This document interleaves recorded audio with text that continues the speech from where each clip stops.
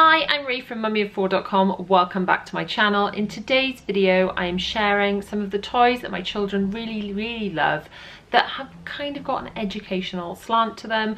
They're things that have been given over the years as stocking fillers or I've picked up just to kind of sneak in a little bit of learning through play. So if you are new here, welcome. Please subscribe, hit the bell to be notified when I post new videos every Tuesday, Thursday and Sunday at 7 p.m. I share loads of shop with me videos, hauls, speed cleans, as well as parenting tips, tricks, hacks and advice to make your life easier as a busy mum. My first pick, and you'll have to bear with me, there's no lid on this because we have lost it because we've had these for a long time. All of these toys are quite well played with, so they're not kind of pristine new out the box toys, they are very well loved. But these are the counting bears.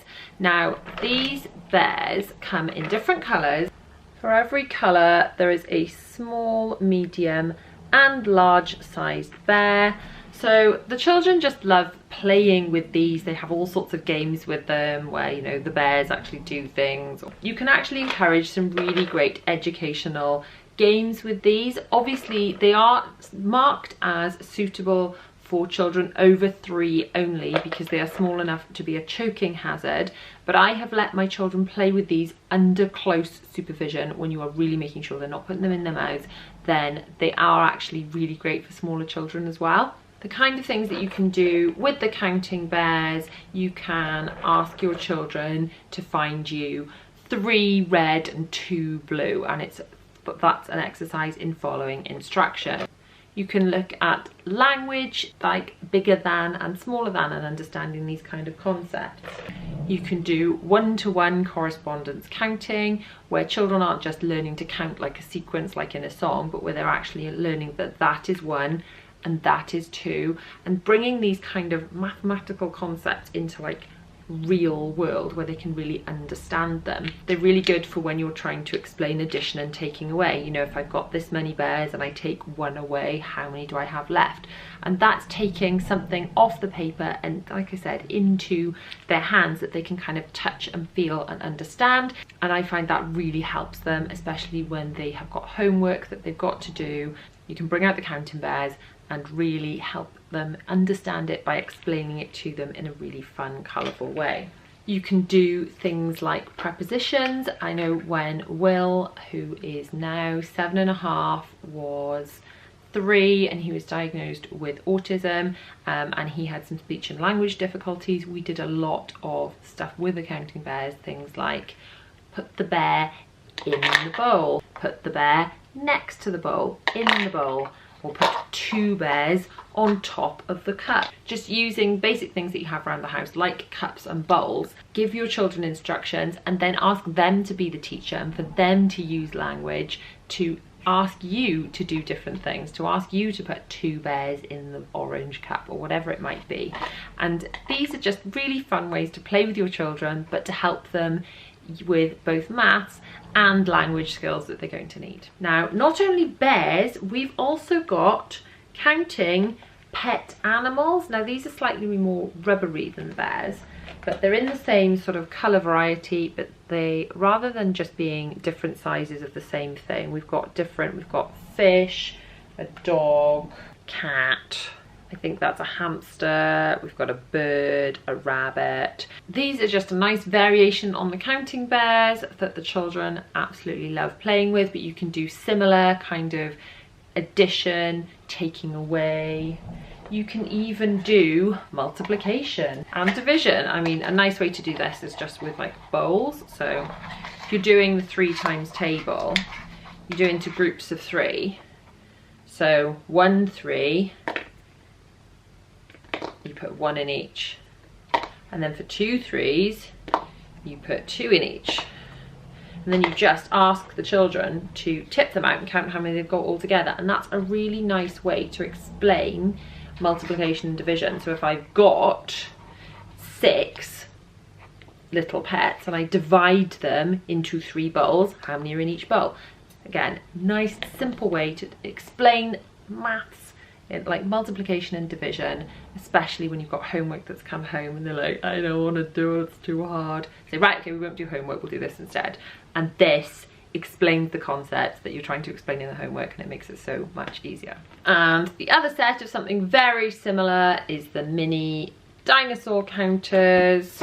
These are just very similar thing again, similar colours, all different species of dinosaur. So really, if you just choose the type of counters that you think your child will like, these things make a great stocking filler, something they will get hours of fun out of, and all the while they are learning through playing without even knowing it. Another thing that we've got to go with the counting bears are these counting bear activity cards, and they have got all different patterns and things inside the pack, what it asks your children to do. And you can see that these are very well loved and used in our house because they're a little bit battered, but you know, never mind. So it's asking the children to find the right bears, and they actually place, so this is like large bears, so it's going yellow, red, yeah, what's next in the pattern, and asking them to continue that on. My children have always loved these little challenges, as we've called them, and then there are different levels for how difficult they are, going up to your level 3, which is like too big blue, too smaller yellow, what comes next in the pattern. So if your children are playing with these things and they're also working on problem solving skills and you're helping them, it's really great rainy day stuff to do with them that is not like really hard work. It's stuff they'll love and enjoy. These are the kind of toys that I don't leave out in the playroom because they just all get mixed and jumbled, and like I said, you know, choking hazards. Ours not 3 yet. But they're a nice set of toys that we keep in a box and we get out, and they're really excited to get these out and play with them. So rather than just allowing them to jumble in with all your other stuff, if you leave these kind of toys as a fun activity treat to do with mummy, your children will love it. Another favourite educational toy that goes along with these counters is this weighing scales, and that's because you can do, is the parrot lighter or heavier than the fish, for example. There are loads of different activities that you can do with this, with lighter than and heavier than and counting and all the other sort of concepts that you need to explain to your children. But my children just think this is an awesome fun seesaw thing, and again, they just don't know that they're learning when we're playing with this. The next educational toy I want to talk to you about are these jumbo tweezers. We've had sets of these for years and years, and they're great. They are good for using with things like the counters for picking things up, but the reason this is so good is working on their fine motor skills, and these are the muscles they're going to need for writing. There's actually a little groove, I don't know if you can see, one side for the thumb and one side for the 2 fingers, and when your children put their fingers in there, they can use them for trying to pick things up.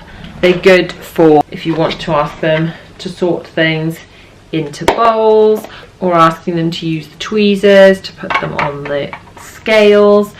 Anything that you are getting your children to do by picking things up with these little tweezers will really help prepare them for writing. On to a slightly more advanced concept now. We have got lacing numbers and lacing letters. My children basically just think that this is making necklaces, which in effect it is, but this is great for other skills such as fine motor skills as they are threading things, but also you can use this for spelling things out. It's a good way to perhaps learn spellings, to actually, if your children have got spellings to learn every week, and you just spell them out using something that's cool and pretty and fun like these. Something that they can hold in their hands and get excited about. It's another way to just lift it off the page and make learning a bit more interesting. The lacing numbers, again, for kind of dexterity, but could be used for writing out simple sums. Another way to take it off the page, make it more fun, but still explain the concept and have to get through these kind of math tasks and things that we're all getting home from school. My next educational favourite toy that is a super bonus because it is mess free is this set of magic writing cards. So what you do with this pen thing is filled with water, you can see that it's quite well used and well loved. But when you write, there you go, I've only just filled it up, but when you write with the pen, the water colour changes the card until it dries off. These are so much fun for out and about, especially they can use these in the car or for out for dinner without making any mess at all. There's no fear of this drawing on the walls or anything, or on the table as my little darling Zara did with crayons all over our white table. I love that they are already kind of pre-punched and held together. I do actually do this with a lot of our own flashcards. When I buy flashcards for the children, and I have linked these below too, I do always hole punch them and put my own carabiner on them just to keep the set together. And while we're talking about it, flashcards are another fun educational toy for your children. You can literally just play a game of what does that say, spelling out the word. If they can sound out the word, they win the card. Quite simple. This is something that I've always kind of liked to have in my bag when we've got 5 minutes, we're waiting in the car or waiting for food in a restaurant, and then the children kind of love this. They think it's a card game as opposed to a reading game, but because they are held together by a nice little carabiner, then they are nice and portable. I also like to keep them, I use these for loads of things actually, either these cosmetics cases which are a little bit bigger, or these pencil cases for smaller items. I shall link both of these below as well, but these are really good for keeping your little bits and pieces contained and together, so that when you go to actually use your kind of toys and educational resources, you know exactly where they are. Next product I want to talk to you about are these fantastic rainbow pebbles. Now you can do similar kinds of activities with these as with the bears or the dinosaurs, you know, with addition and taking away and division into groups or multiplication, all those kind of basic maths exercises.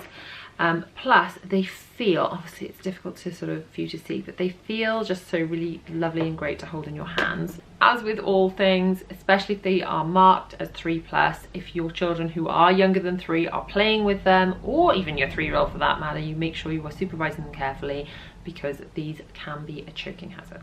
The next toy I want to talk to you about are these puzzles. As with everything else, they are linked below.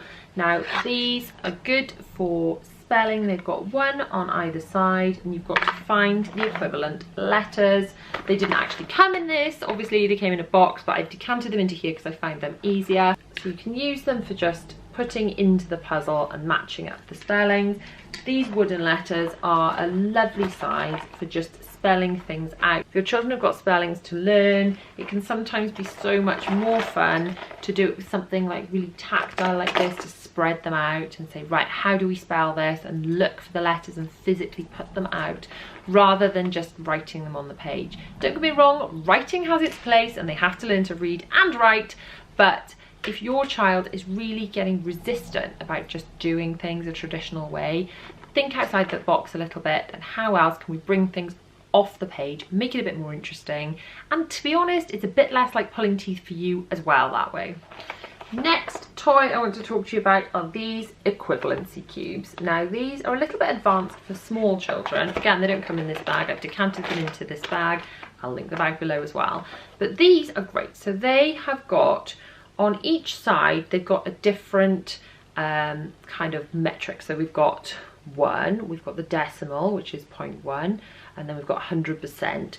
Now the other cubes, then we've got the equivalent of them. So if you stick together the whole of one colour, they all form 1.